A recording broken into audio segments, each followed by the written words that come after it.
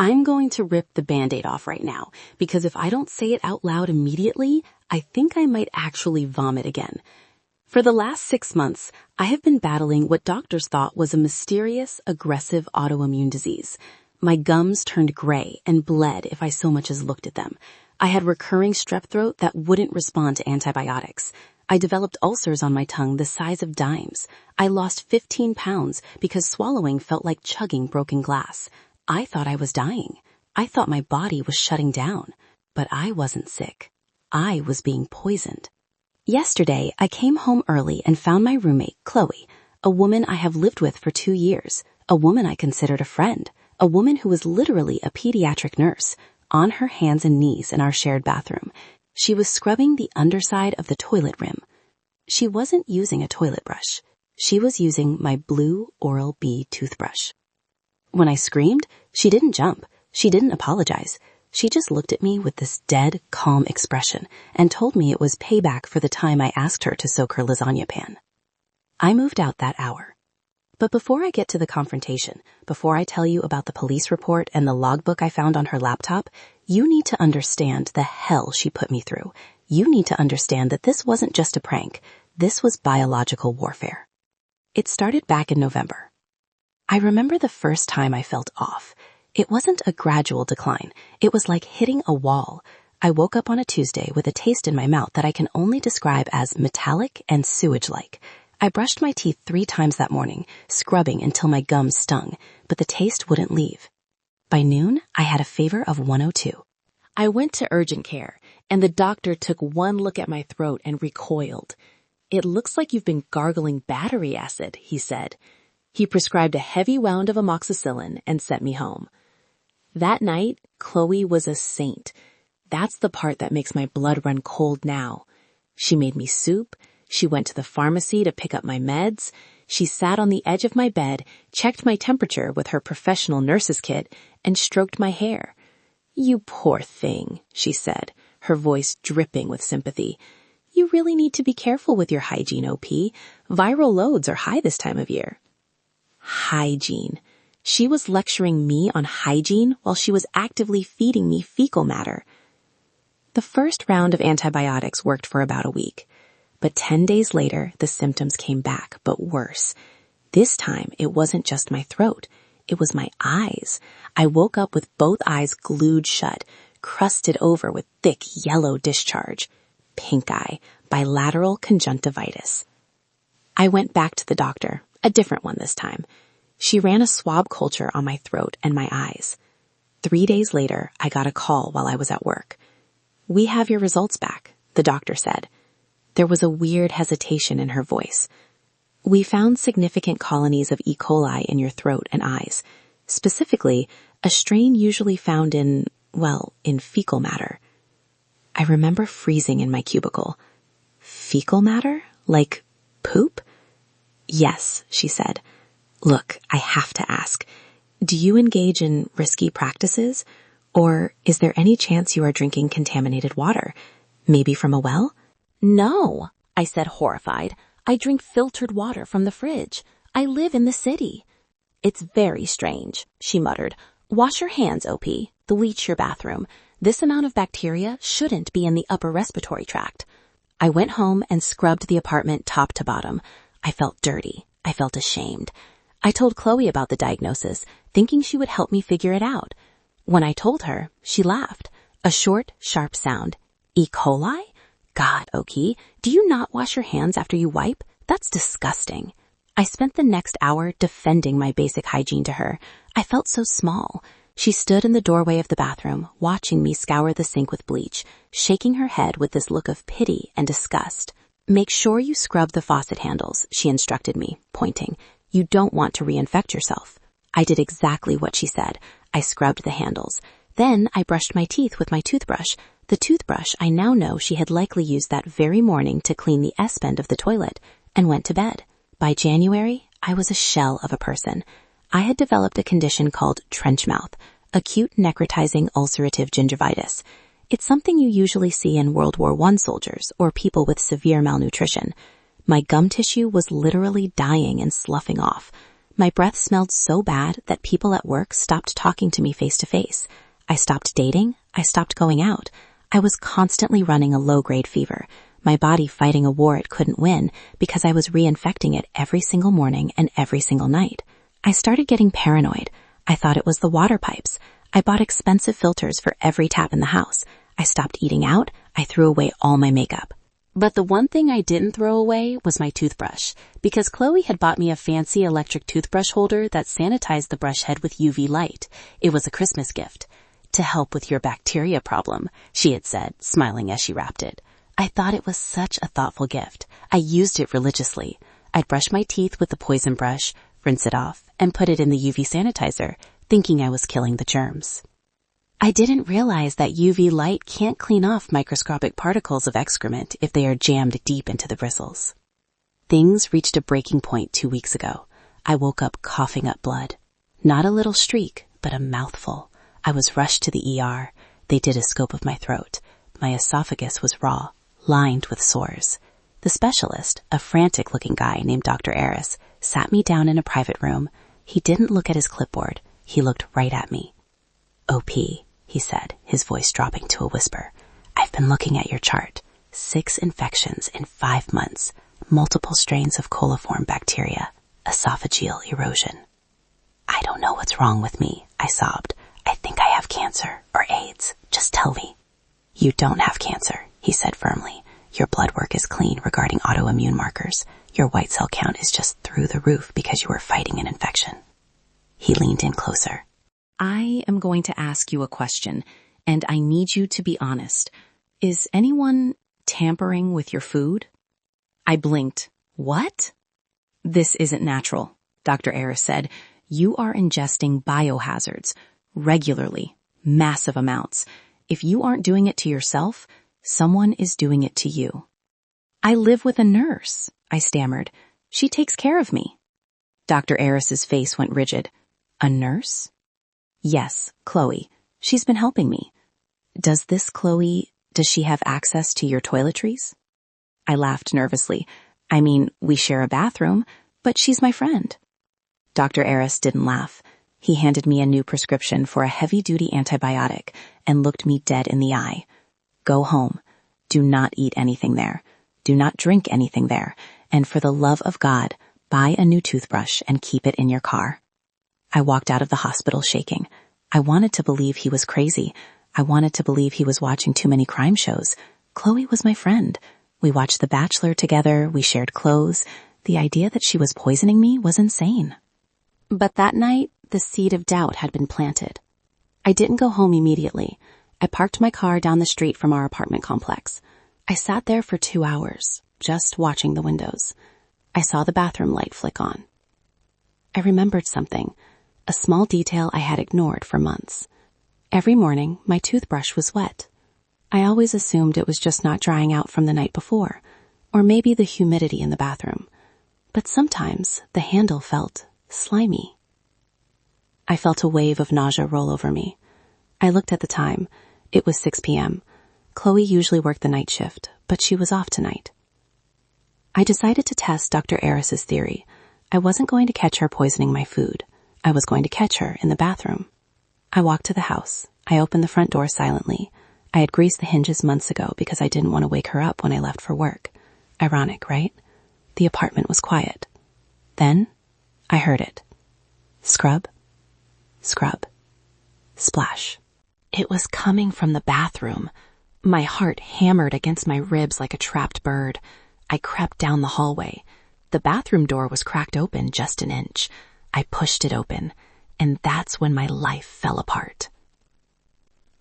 The sound of stiff bristles scraping against rough porcelain is distinct. It's a dry, scratching noise. Scritch, scritch, splash. My brain couldn't process the image in front of me at first. It was like looking at an optical illusion where you can't see the sailboat, just the static. I saw Chloe. I saw the toilet. I saw her hand.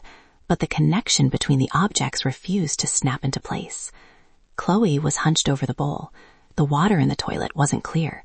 It was a murky, yellowish brown. She hadn't flushed before starting. Her sleeve was rolled up to her elbow. Her hand was submerged past the wrist, deep into the throat of the toilet, the trapway where the water sits stagnant. In her hand was my Oral-B Pro 1000, the blue one, the one I had used that morning. She was scrubbing the dark, calcified ring of grime that builds up deep inside the U-bend. She was putting her back into it. I watched as she pulled the brush out, dripping with brown water and bits of dissolving toilet paper, tapped it against the rim to dislodge a clump of something dark, and then plunged it back in. Scratch, scratch. My knees gave out. I didn't fall, but I stumbled, my shoulder hitting the doorframe with a loud thud. The scrubbing stopped. Chloe didn't jump. She didn't gasp. She didn't try to hide the toothbrush behind her back like a child caught with a cookie. She froze for a split second, then slowly, agonizingly slowly, turned her head to look at me.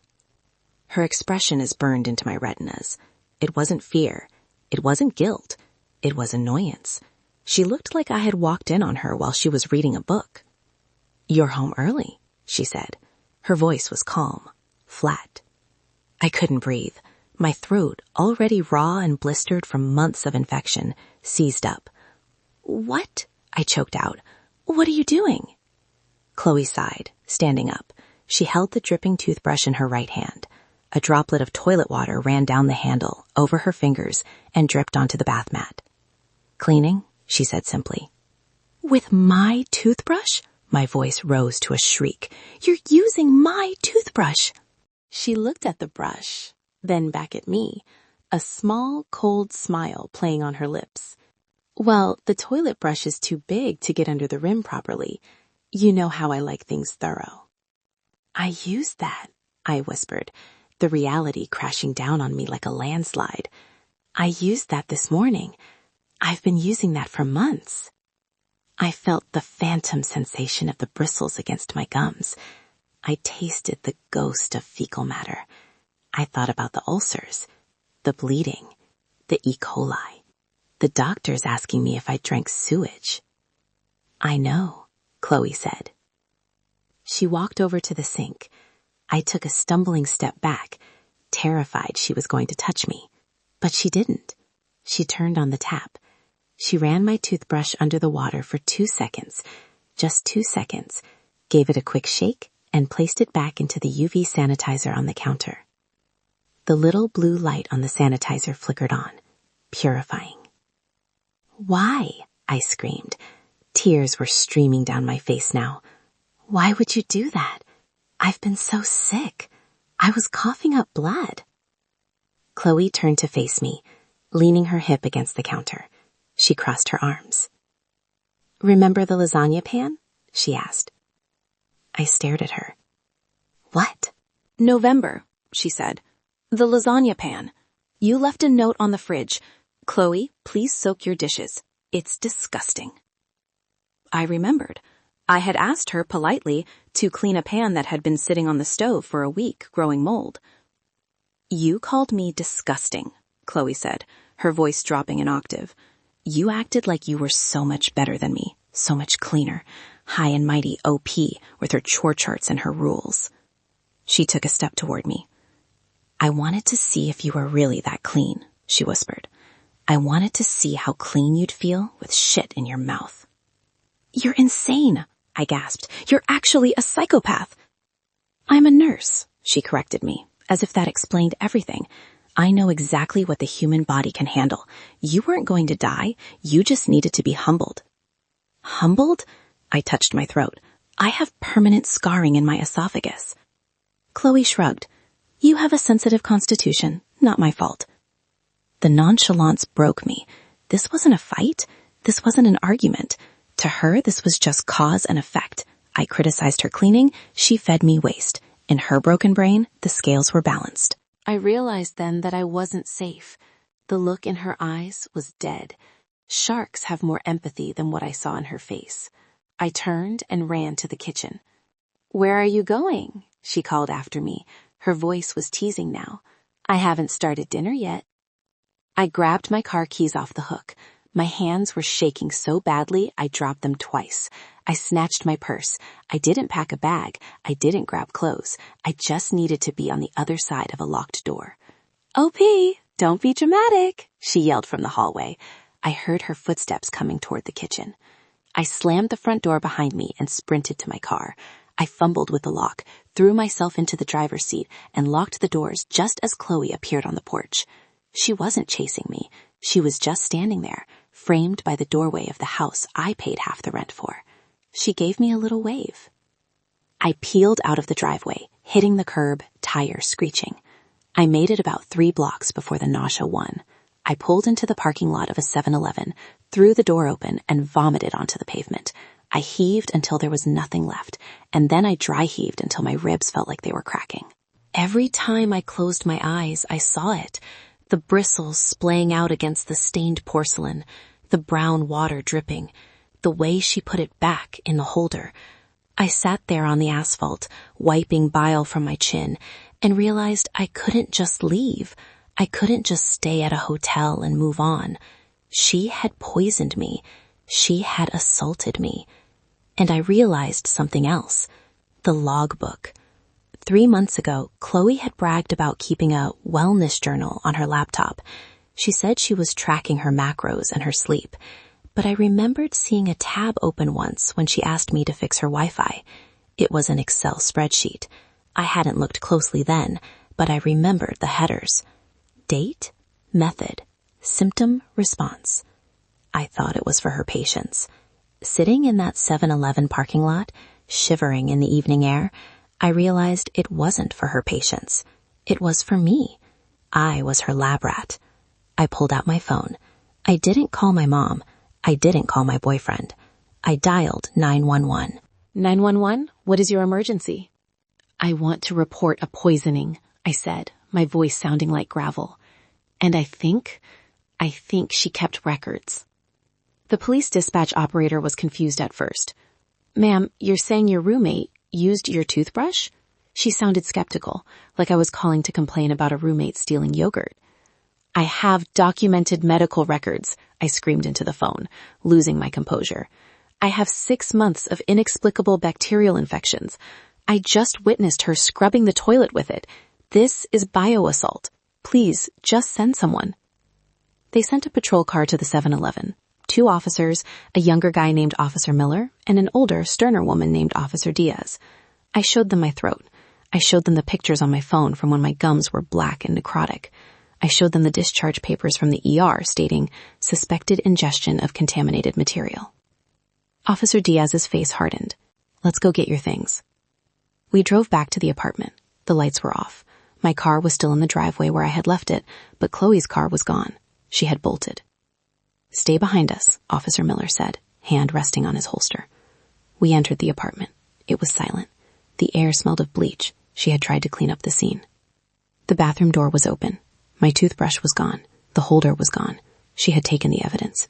She took it, I panicked. She took the brush. You won't believe me. We'll look for it, Diaz said. Check her room. We went into Chloe's bedroom. It was immaculate, like a hotel room, but her laptop was sitting on the desk, closed. I think she kept records, I told the officers. She has a wellness journal. She tracks things. Officer Diaz put on gloves.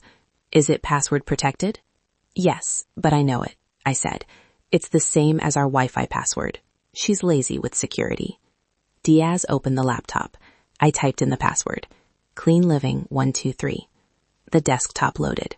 And there it was, right on the desktop, an Excel file simply named Project Hygiene. Officer Diaz clicked it open. The silence in the room was heavy, suffocating. We all stared at the screen. It wasn't just a log. It was a manifesto.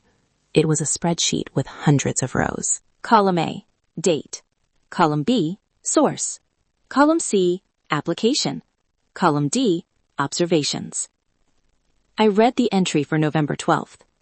Source, toilet rim, 3 days uncleaned. Application, toothbrush, 30 seconds. Observation, subject CL metallic taste. Fever spike to 101.4 within 12 hours. Success. I scrolled down. My stomach churned. December 4th. Source, cat litter box, feces particle. Application, pillowcase. Observation, pink eye developed in left eye. Subject crying. Applied ointment incorrectly. January 20th. Source, Raw chicken juice. Application. Contact lens case. Observation. Subject CO burning. Removed lenses immediately. Disappointing result. Try soaking longer next time. Jesus Christ, Officer Miller whispered. He looked green. She put raw chicken in my contact case, I whispered, my knees giving out again. I sat heavily on the edge of Chloe's bed. I could have gone blind. This goes back 6 months, Diaz said, scrolling to the top. Look at the notes. There was a column for justification. 11:10, asked me to do dishes. 11:25, left wet towel on the floor. 12:02, ate my yogurt without asking. 01:15, existing. That last one broke me. Existing. There was no rhyme or reason for half of it. She was bored, she was angry, she was just seeing what would happen. It was sadism masked as scientific curiosity. This is enough, Diaz said, pulling a USB drive from her tactical vest. This is more than enough. This is premeditative assault with bodily fluids, poisoning, endangerment. She's going away for a long time. As Diaz was copying the files, my phone buzzed. It was a text from Chloe. I took the toothbrush, you have no proof, stop being a drama queen and come home, I made spaghetti. I showed the phone to Officer Diaz. Don't reply, she said sharply. Miller, call it in. Put an APB out on her vehicle. We have probable cause. We spent the next 2 hours at the police station. I gave a statement, they photographed the inside of my mouth, they took blood samples for a toxicology screen, just in case she had moved on to chemicals. Around 2 a.m., I was sitting in the plastic chair of the waiting room, drinking lukewarm water from a vending machine, when I heard the commotion. They were bringing her in. Chloe was in handcuffs. She wasn't fighting, she wasn't screaming, she was wearing her scrubs, looking for all the world like a tired nurse coming off a shift. When she saw me, she didn't look angry. She looked disappointed, like I was a student who had failed a test. Really, OP? She called out as the officer guided her toward the booking desk. The police? For a prank? It wasn't a prank, I screamed, standing up. You poisoned me. You wrote it all down. She stopped walking. The officer tugged her arm, but she planted her feet. She looked at me with genuine confusion. I was helping you build your immunity, she said. You were always so sickly. I was trying to toughen you up. You should be thanking me. The officer shoved her forward. Keep moving. You're ungrateful, she yelled as they dragged her through the double doors. I took care of you. The heavy doors slammed shut, cutting off her voice. I sank back into the chair. Building my immunity. That was her narrative. In her mind, she wasn't a monster. She was a caregiver. I stayed in a hotel that night. I pushed the dresser in front of the door. I checked the bathroom. I bought a sealed toothbrush from the front desk and brushed my teeth for 20 minutes, spitting blood into the sink. But I couldn't get the feeling out. I thought it was over. She was in jail. I had the evidence. But the next morning, I got a call from the landlord. I heard about what happened, he said. The police called. I'm changing the locks. Thank you, I said. But OP, he hesitated. You need to come back to the apartment. There's something else you need to see. The police missed it because it was under the sink. What is it? I asked, dread pooling in my stomach. I don't know how to describe it, he said. It looks like a shrine. I didn't want to go back there. The thought of stepping foot in that apartment made my skin crawl, but the landlord insisted. Officer Diaz met me there, just to be safe. Under the sink, the landlord said, pointing to the vanity cabinet in the bathroom. He looked pale. He was standing in the hallway, refusing to enter the room. Officer Diaz opened the cabinet doors. I expected cleaning supplies. I expected maybe a hidden stash of more journals. Instead, I saw a collection. Lined up in the back, behind the bottles of drain cleaner and bleach, were small glass baby food jars. Each one was labeled with a date and a description in Chloe's neat, bubbly handwriting. OP's saliva, 11:14. OP's vomit, 12:05. OP's tears, 01:20. There were dozens of them. She hadn't just been poisoning me. She had been collecting the trophies of my sickness. She had scraped up my vomit. She had saved the tissues I cried into. And in the center of the shrine, sitting on a little velvet cushion like a crown jewel, was a toothbrush. Not the blue one I caught her with. This was my old toothbrush, The red one I threw away back in December because I thought it was contaminated. She had fished it out of the trash. This is... Officer Diaz trailed off, her professional veneer cracking. This is obsession. It wasn't just about building my immunity or teaching me a lesson about dishes. It was about ownership. She wanted to control my body. She wanted to dictate when I was sick, when I was well, and keep pieces of me as souvenirs of her power. I ran out of the apartment and didn't stop until I was in the street. I never went back inside. I hired movers to pack my things, and I told them to throw away anything in the bathroom and kitchen. I didn't care about the cost. Burn it all. The trial was a nightmare, but a short one. The project hygiene spreadsheet was damning. Her lawyer tried to plead insanity, claiming she had Munchausen syndrome by proxy, but the judge wasn't buying it. The premeditation was too clear. The malice was too organized. Chloe was charged with multiple counts of aggravated assault, adulteration of food and drink, and reckless endangerment.